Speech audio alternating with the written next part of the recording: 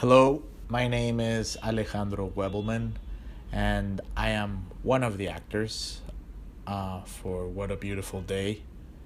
Um, I think that what makes this short so good and this story so beautiful is the man behind the idea.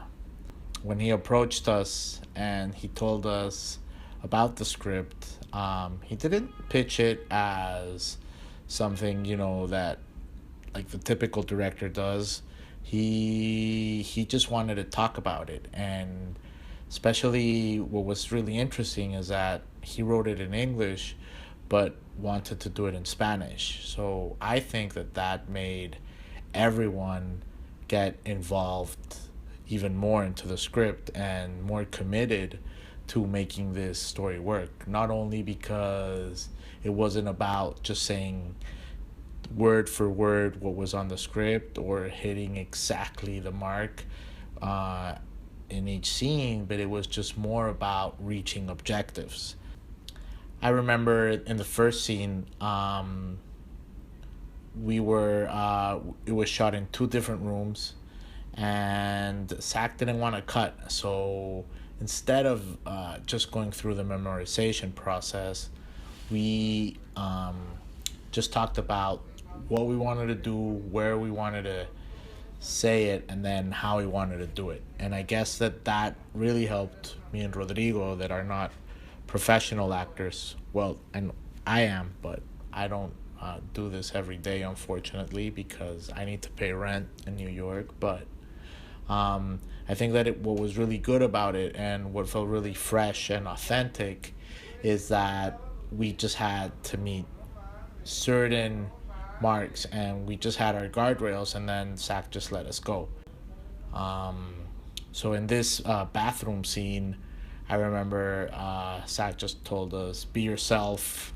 He probably told Rodrigo something else. But I think that what felt really good about it is that um, we he really waits for the scene to start, and I think that one of the main things we know when we're about to shoot with him is that instead of just putting total silence on set and getting everyone tense about it, he's just saying, wait for it, wait for it, wait for it. And when he feels that moment comes, we just go for it. And I think that that was part of the magic and sort of part of why this short has all these peaks and valleys, and not only the scenes, but just in the performances and the way it's shot, and the music and the characters. And that's what I like about this story that comes through. Let me talk a little bit more about my character. Um, I feel that I have a lot of friends, and I do have two or three or four best friends. And I know that people say that that's not possible, but I really do feel that as being not in my character's position, but in Rodrigo's character, of knowing that you're going through something, but you don't want your friends to go through that pain.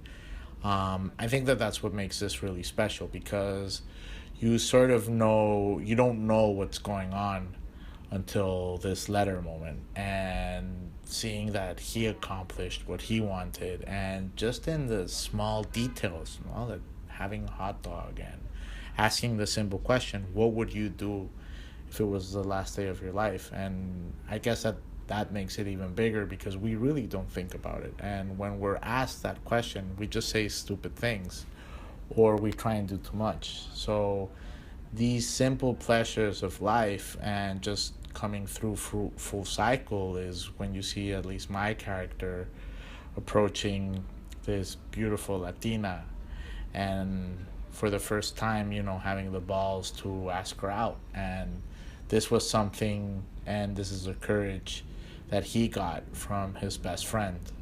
And I also, another thing about this film that I really liked is um, the rhythm. I think life is just about rhythm. Anything you want to do. I mean, I love soccer, so I feel soccer is about rhythm. I feel film is about rhythm. I feel love is about rhythm. I feel friendship is about rhythm.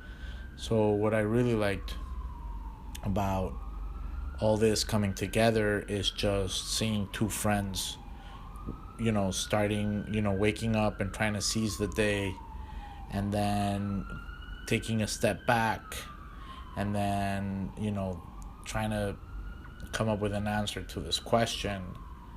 And, just, it's not taking this moment for granted, but it's just life. And then the next day, when Rodrigo's gone, you realize that, nothing was for granted, and that it was all part of a plan.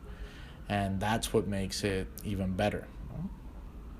As part of how my character didn't see it, that's how people don't see it coming, and that happens in every type of relationship. And I think that being able to see these two sides of the story from the beginning, and taking the viewer, because the viewer is almost seeing it from the point of view of my character, is as surprised as my character. And I guess that when it came to this emotional moment, I did feel bad, and I did cry, and I just and more about me, or finding this place where I feel comfortable expressing myself. Just thinking about the message of the story is what's so frightening. That you have your loved ones one day, and the other they can just be gone. What a beautiful day.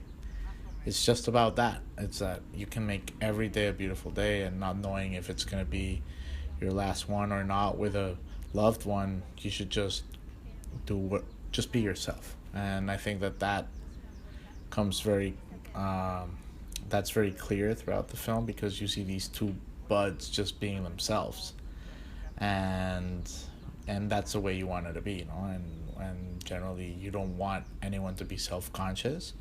And I think that was really well done by the director in this case, because no one was conscious about it.